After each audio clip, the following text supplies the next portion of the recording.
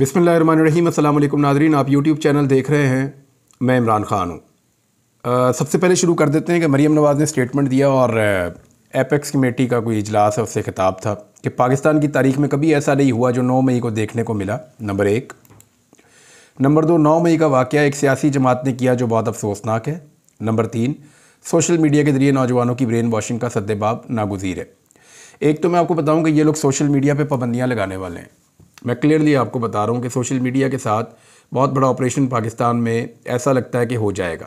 जैसे काजी फ़ायद ईसा साहब स्टेटमेंट्स दे रहे हैं, जैसे एक्स को बंद किया गया या ट्विटर जिसको कहते हैं, जिस तरह से सोशल मीडिया के ख़िलाफ़ तमाम लोग बात कर रहे हैं और जितनी भी जमातें हुकूमत में हैं वो सोशल मीडिया से खाइफ हैं, तो इसका मतलब आप समझ जाएँ कि सोशल मीडिया की दुर्गत बनने वाली है।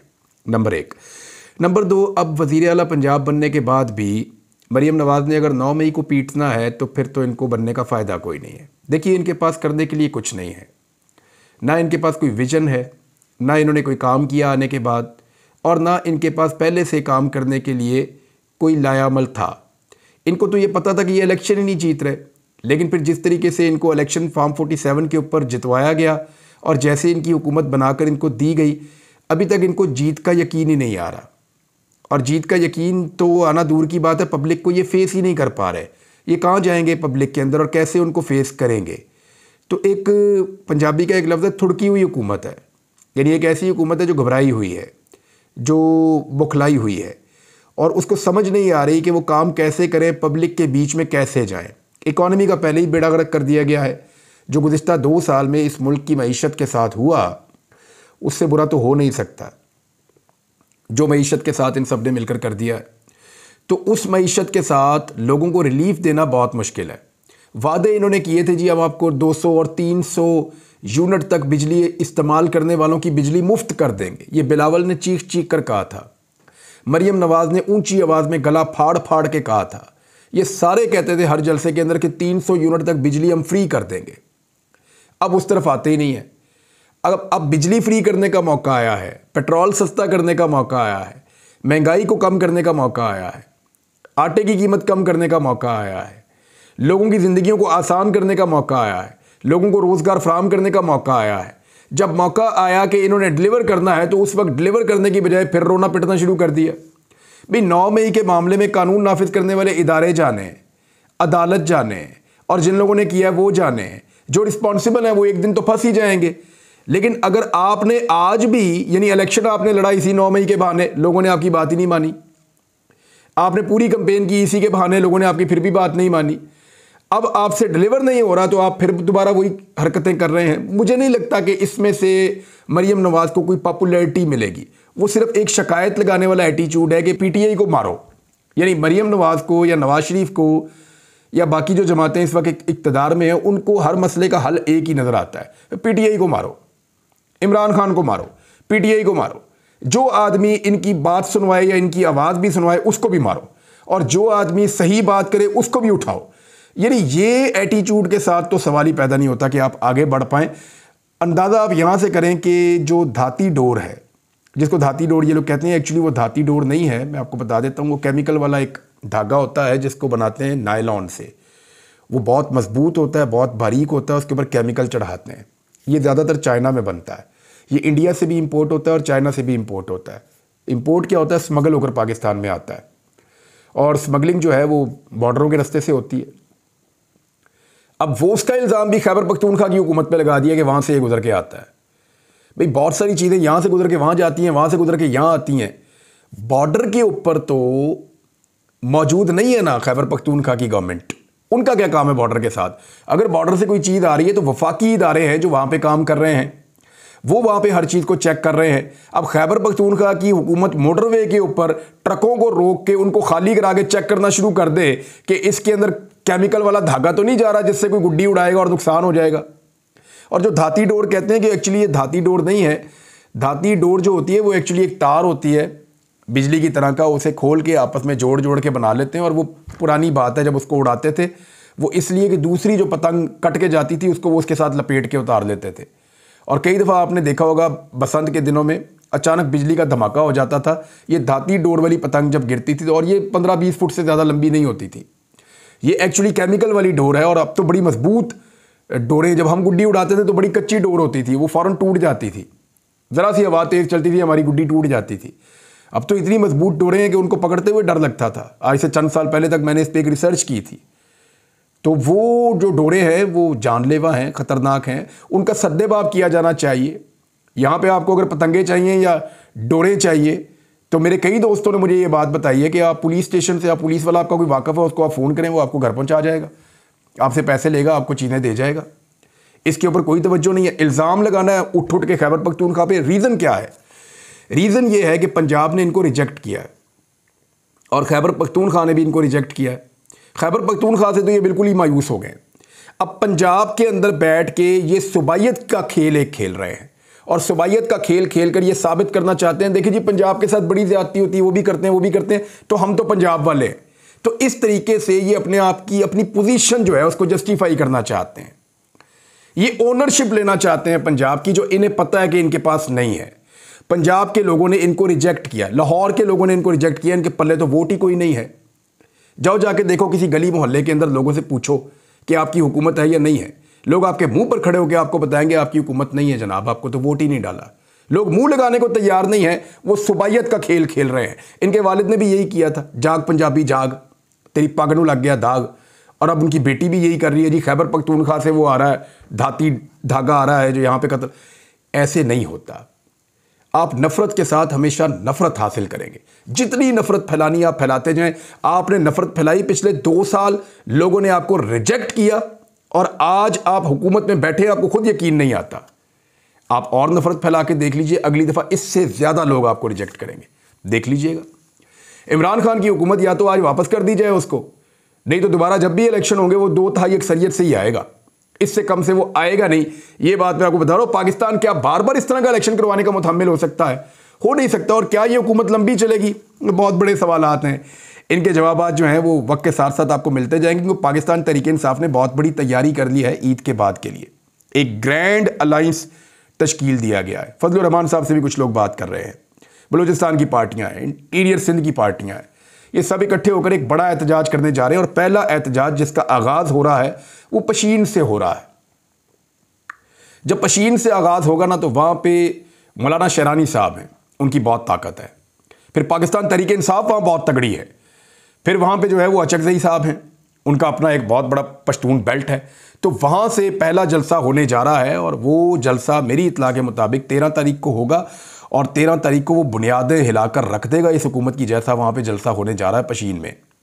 और जब पशीन में इतना बड़ा जलसा हो जाएगा ना तो उसके बाद फिर बाकी सूबों में रोकना मुमकिन नहीं रहेगा। यानी सब ये कहेंगे जनाब लाहौर में जलसा करने में क्या प्रॉब्लम है, अगर हम करना चाहते हैं तो क्या प्रॉब्लम है, कानून के मुताबिक कर रहे हैं, लाहौर हाई कोर्ट इजाज़त देगा, उस इजाज़त के मुताबिक जो है वो पूरा बंदोबस्त किया जाएगा। मीनार पाकिस्तान पे आप जलसा देख लीजिएगा।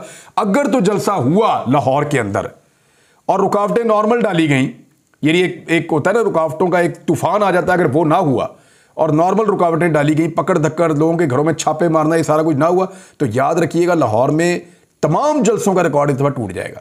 और अगर इमरान खान को रिहा कर दिया गया तो मैं आपको बताऊं कि लोग इस मुल्क में नहीं, इस रीजन में होने वाले तमाम इस्तकबाल भूल जाएंगे। मैं आपको सीरियसली कह रहा हूं, मेरी बात आप लिख कर रखें कि इस मौके पर जितना इमरान खान साहब को फेमस कर दिया गया है फस्तायत के नतीजे में, केसेस के नतीजे में, जुल्म के नतीजे में, धांधली के नतीजे में, जितना इमरान खान को मकबूल कर दिया गया है, इतने मकबूल वो कभी नहीं थे। इस रीजन के अंदर किसी आदमी का कभी ऐसा इस्तकबाल नहीं हुआ होगा। अगर इमरान खान को जेल से निकाला तो जो इस्तकबाल होगा, ये आप मेरी बात आज लिख कर रखें कि वो आदमी जेल से बाहर पांव रखेगा और इस मुल्क की सियासत उसके हाथ में आ जाएगी। ये देख लीजिएगा उसके एक एक स्टेटमेंट पे क्या होगा। तो ये हालात पैदा किए गए हैं, यहां पे लीडर्स बनाए जाते हैं। आज पाकिस्तान तहरीक इंसाफ के पास इतने लीडर्स हैं कि इतने वर्कर नहीं है किसी पॉलिटिकल पार्टी के पास। मैं सीरियसली आपको कह रहा हूं, गली गली में लीडर पैदा कर दिया। इसको पकड़ के वो जिसको मिलता हूं 10वां मैं रह के आया हूं, 8वां मैं रह के आया हूं, 6वां मैं रह के आया हूं, जनाब मैं 8वां रह के आया हूं, मैं 10वां रह के आया हूं, नॉर्मल है बिल्कुल। और जो भी रह के आया है वो आगे मिलता है और कहता है जी हम तो अपनी पार्टी के साथ खड़े हैं, हम तो हिलेंगे भी नहीं अपनी जगह से। इतने लीडर पैदा कर दिए, हर बंदा तकरीरें करता है खड़ा होकर। इतने मैंने किसी पॉलिटिकल पार्टी में वर्कर नहीं देखे जितने लीडर बना दिए पाकिस्तान तहरीक इंसाफ में, और ये फस्तायत के जरिए से बने। ये इन पॉलिटिकल पार्टीज ने अपने छोटे छोटे फायदे के लिए अपना बेड़ा ही गर्क कर दिया, अपनी सियासत ही दांव पे लगा दी। अब शाहिद अफरीदी साहब का भी दिल कर रहा है सियासत में आने का, आना चाहिए। मैं तो वेलकम करता हूँ। मैं तो कहता हूँ हर वो आदमी जिसकी एक सियासी सोच है उसको अपनी सियासी सोच का इजहार करना चाहिए, और अगर वो मुल्क के लिए कुछ कर सकता है तो उसको ज़रूर करना चाहिए। शाहिद अफरीदी ने कहा कि वो सियासत में आकर मुल्क के लिए कुछ करना चाहते हैं, लेकिन उनके बड़े उन्हें सियासत में आने से मना करते हैं। आपके बड़े आपको मना करते हैं? शाहिद अफरीदी साहब वैसे आना चाहिए। मैं उसूलन कहता हूं कि शाहिद अफरीदी साहब को आना चाहिए। और शाहिद अफरीदी अगर सियासत में आ जाएंगे ना तो फिर उनको आइडिया होगा कि बाहर बैठ के बातें करना बहुत आसान है। सियासत के अंदर जब आप उतरते हैं तो सियासत के अपने डायनामिक्स होते हैं, अपने पैरामीटर्स होते हैं। और अगर कहीं शाहिद अफरीदी साहब, क्योंकि मुझे पता है कि शाहिद अफरीदी साहब जब सियासत में आएंगे तो हुकूमत में ही आएंगे, और जब वो हुकूमत में आएंगे तो उनको पता चलेगा कि हुकूमत कैसे चलती है और कितने दबाव कहाँ कहाँ से आते हैं हुकूमत को चलाते हुए। तो जब उनको आइडिया होगा तो फिर वो समझेंगे कि इमरान खान साहब और बाकी जो सियासतदान हैं वो रोज़ाना किन मुश्किलात से गुज़रते हैं। जो लोग कंप्रोमाइज़ नहीं करते, जो लोग ये कहते हैं कि जी हम अपने मुल्क को अवाम की मर्ज़ी के मुताबिक चलाएँगे और हम डिक्टेशन नहीं लेंगे। शहबाज शरीफ की मिसाल मैं नहीं दे रहा, वो तो डिक्टेशन ले लेते हैं। अगर शाहिद अफरीदी डिक्टेशन लेने की आदत डाल देंगे तो सियासत में पुरअमन रहेंगे, खुशहाल रहेंगे। लेकिन अगर वो डिक्टेशन नहीं लेंगे तो शाहिद अफरीदी को आटे दाल का भाव पता चल जाएगा, और ये होना चाहिए। एक और खबर है जी, वाल्टन एयरपोर्ट स्कैंडल। ये आजकल सोशल मीडिया पे बहुत वायरल हुआ। यहाँ पे क्लेम ये किया जा रहा है कि 350 अरब मालियत का वाल्टन एयरपोर्ट ये 50 अरब में फ़रोख्त किए जाने का इंकशाफ हुआ है। और ये जो मामला उठाया है ये aircraft honours and operators association ने उठाया है, और इन्होंने एक ख़त लिखा है वज़ीर हवाबाजी को। ख़त का जो है वो एक स्केच सोशल मीडिया पे गर्दिश कर रहा है। उसमें बताया गया है कि वाल्टन एयरपोर्ट की अराज़ी का तखमीना 350 अरब रुपए लगाया गया था। एयरपोर्ट अराज़ी को खिलाफ कानून 50 अरब में फ़रोख्त कर दिया गया है, और ये भी कहा कि अभी तक सिर्फ 1 अरब रुपया मौसूल हुआ है। अच्छा, ये 50 अरब के अलावा जो है वो मुरीद के में कोई ज़मीन भी है, लेकिन 300 अरब की ज़मीन तो नहीं हो सकती ना। अगर 350 अरब से ज़्यादा का ये था सारा का सारा एयरपोर्ट और 50 अरब में सौदा हुआ है, साथ में कुछ ज़मीन भी मुरीद के में ली है, तो मुरीद के की ज़मीन ज़्यादा 5 अरब की होगी, 10 अरब की होगी, से ज़्यादा तो नहीं हो सकती। तो बहुत ज़्यादा भी हो तो 50 अरब की होगी, तो फिर भी 250 अरब का घाटा तो नहीं होना चाहिए, या इससे ज़्यादा का घाटा तो नहीं होना चाहिए, जो ये क्लेम कर रहे हैं aircraft honours and operators association वाले जो क्लेम कर रहे हैं।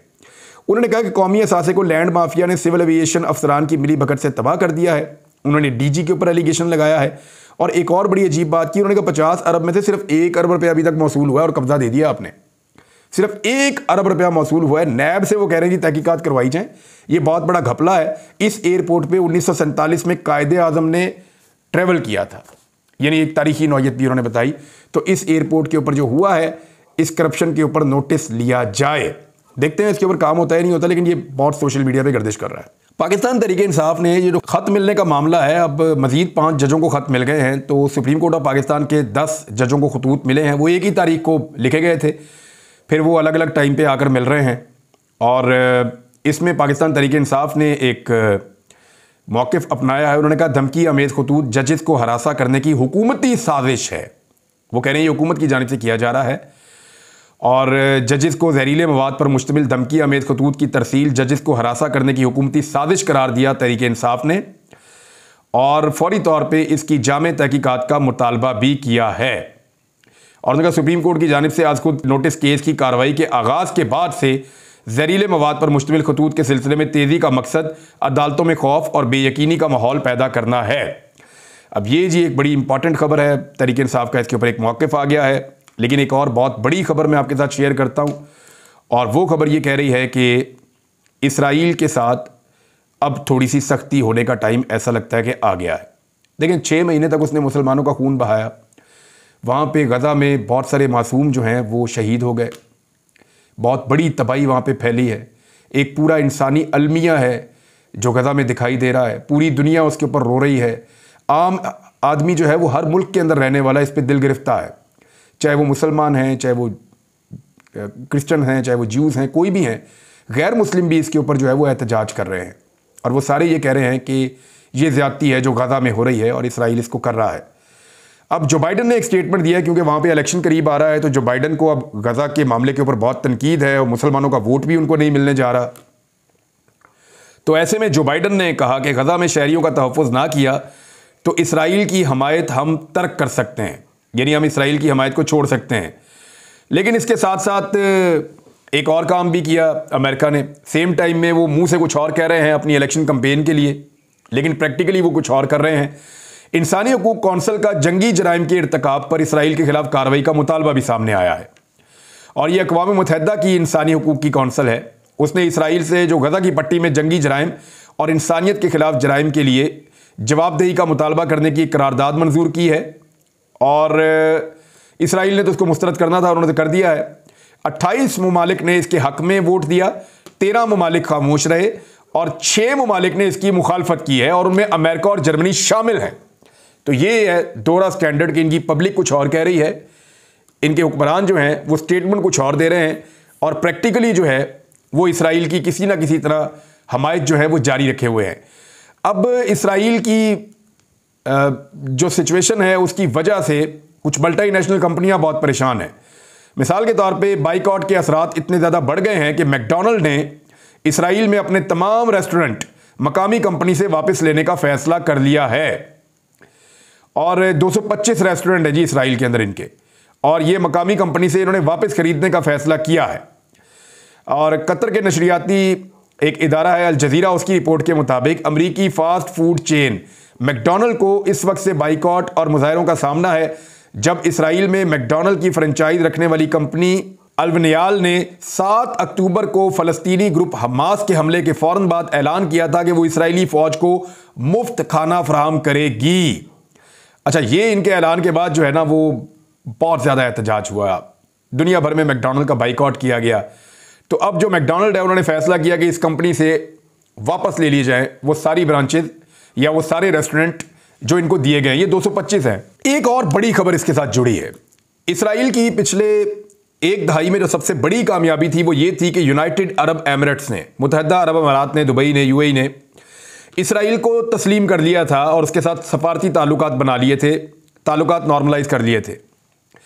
अब यूएई ने अपने ताल्लुकात जो हैं वो इसराइल के साथ मुनक़ता कर दिए हैं और उनको मुअत्तल कर दिया है। गजा में फलाही इदारे के 7 कारकुनों की हलाकत के बाद मुत्तहिदा अरब अमारात ने इसराइल से सफारती राब्ते मुअत्तल कर दिए हैं। ये तब हुआ जब अमेरिका ने यह स्टेटमेंट दिया कि मजीद मुसलमान मुल्क इसराइल को तस्लीम करने जा रहे हैं। उन्होंने एक तरफ यह दावा किया, दूसरी तरफ यूएई, जिसके बारे में सबसे बड़ा दावा था कि यह बहुत बड़ी कामयाबी है, इसको डील ऑफ द सेंचुरी कहते थे डोनाल्ड ट्रंप। और जब यूएई ने ताल्लुकात मुनक़ता किए हैं तो ये एक बहुत बड़ा धचका है अमेरिका की मौजूदा हुकूमत के लिए।